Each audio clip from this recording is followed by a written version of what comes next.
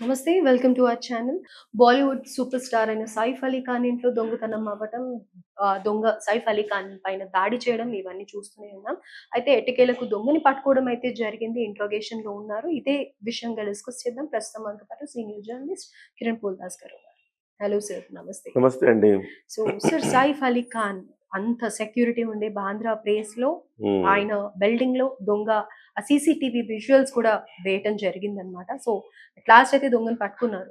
What do you say on this? ఇక్కడ నిన్న కూడా మనం డిస్కస్ చేసుకున్నాము. ఇవాళ 24 గంటలు దాటింది. హ్మ్. ఇప్పటికీ పోలీసులు దీని మీద ఒక అంచనాకు రాలేకపోతున్నారు. అవును. వాళ్ళు వచ్చినా బయటకు రివీల్ చేయటం లేదు. చెక్. ఇప్పుడు తాజాగా ఆ దొంగ ఎవరైతే ఉన్నారో, కత్తిపోట్లు పొడిచిన వ్యక్తి ఎవరైతే ఉన్నారో ఆ వ్యక్తిని అరెస్ట్ చేశారు పోలీసులు. హ్మ్. అరెస్ట్ చేసి దాదాపు 4-5 గంటలుగా విచారణ చేస్తున్నారు. సో పోలీసులు ఒక రకంగా ట్రేస్ చేయడంలో సక్సెస్ అయ్యారు, పట్టుకోవడంలో సక్సెస్ అయ్యారు. ఇప్పుడు విచారణ చేయటంలో కూడా సక్సెస్ అయి ఉంటారని నేను అనుకుంటున్నా. కాకపోతే ఆ విషయాలు బయటకు పొక్కడం లేదు. ఎందుకని? ఏంటి రీజన్? దీనికి వెనక చాలా కీలకమైన రీజన్స్ ఉండొచ్చేమో అనిపిస్తోంది. అంటే ఇక్కడ మనం ప్రధానంగా ఆలోచించాల్సింది, ఆ బక్క పలచన వ్యక్తి పొడిచింది. వాడంతలాగా పొడిచేస్తాడు 6 పోట్లు. సైఫ్ అలీ ఖాన్ అనేవాడు మనం చూడడానికి, ఇప్పుడు మన ఒక సినిమా చూసాం మనం, రావణుడి క్యారెక్టర్ ఇచ్చాడు. ఎట్లుంటాడు? ఫస్ట్ ఆఫ్ ఆల్ ఆ బలశాలి పర్సనాలిటీ కదా. కాకపోయినా ఆ ఇంట్లో ఆ సెక్యూరిటీ కానీ అదే మనుషులు అదే కానీ ఎంతో మంది. బలశాలి కదా. హ్మ్. అతను అలా ఎలా పొడిచేయచ్చు అంటే, అతను ఒక్కడే పొడిచాడా, అతనితో పాటు ఎవరైనా సహకరించారా? హ్మ్. సైఫ్ అలీ ఖాన్ శరీరంలో నుంచి 2.5 అంగుళాల కత్తికి సంబంధించిన ఆ వెపన్ విరిగిపోయింది లోపల. విరిగిపోయిన పార్ట్ని తీశారు, అవును. శస్త్రచికిత్స చేశారు, ప్లాస్టిక్ సర్జరీలు చేశారు. అతను ఇప్పుడు సేఫే. నిన్న పోలీసులు ఏమన్నారు, ఆయన గనక జోష్లోకి వస్తే, ఆయన హోష్లోకి వస్తే, స్పృహలోకి వస్తే ఆయన మరిన్ని వివరాలు తెలుస్తాయని. ఆయన స్పృహలోకి వచ్చారు. హ్మ్. కానీ ఇప్పటి వరకు ఎలాంటి విషయాలను పోలీసులు వెల్లడించట్లా. అట్ ద సేమ్ టైం వాళ్ళ కుటుంబ సభ్యులను కూడా విచారిస్తున్నామని చెప్పారు. ఎటువంటి విషయాలు వెల్లడించట్లా. పని మనుషులు 4గురిని విచారించారు. ఏ విషయాలు వెల్లడించట్లా బయటికి.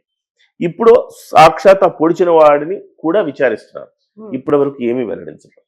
అయితే కొంత రాబోయే కొన్ని గంటల్లో కొంత క్లారిటీ అయితే వచ్చే అవకాశం ఉందని అంటున్నారు. ఎందుకు అంటే, ఈ అరెస్ట్ చేసిన 24 గంటల్లో అతన్ని కోర్టు ముందు ప్రొడ్యూస్ చేయాలి. ఓకే. ప్రొడ్యూస్ చేయాలంటే ఖచ్చితంగా ముందు వీళ్ళు ఒక ప్రెస్ మీట్ పెట్టే అవకాశం ఉంది. ఏ పరిస్థితుల్లో ఎక్కడ అరెస్ట్ చేశాం ఇతన్ని, ఇతనే ఎందుకు దొంగ అని అనుకోవాలి, ఇతనే పొడిచినట్టుగా వాళ్ళకి ఏ ఎవిడెన్స్లు వచ్చినాయి, ఇవన్నీ కూడా ప్రెస్కి చెప్పే అవకాశం ఉంది అంటున్నారు.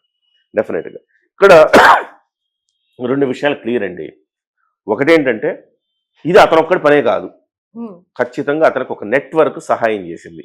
ఓకే. సెక్యూరిటీ గార్డ్లా, వాళ్ళ ఇంట్లో పని మనుషులా, ఎవరు సహాయం చేశారు, లేదా అదే అపార్ట్మెంట్లో ఉండేవాళ్ళు ఎవరైనా సహాయం చేశారా, ఇవన్నీ తేలాల్సిన అవసరం ఉంది. అతనికి ఆ రకంగా వెళ్ళాడు. అతను ఒక్కడే కాదు, 2-3 ఉండొచ్చు. వెళ్ళాడు. వెళ్ళిన తర్వాత అతను ₹1 కోటి డిమాండ్ చేశాడట ఓకే.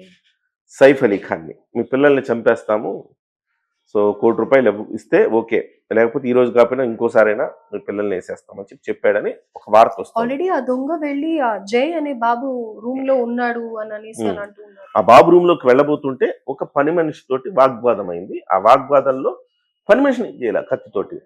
అవును. సైఫ్ అలీ ఖాన్ రాగానే సైఫ్ అలీ ఖాన్ మీద దాడి చేశాడు. హ్మ్.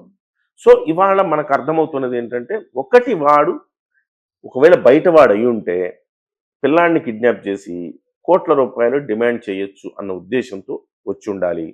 వాడికి చాలా మంది సహకరించి ఉండాలి. First okay. పాయింట్. రెండవది, ఇది కుటుంబ తగాదాను లేకపోతే వ్యక్తిగత కక్షలతో కారణంగా ఏర్పడిన ఒక ఇష్యూ అయి ఉండాలి.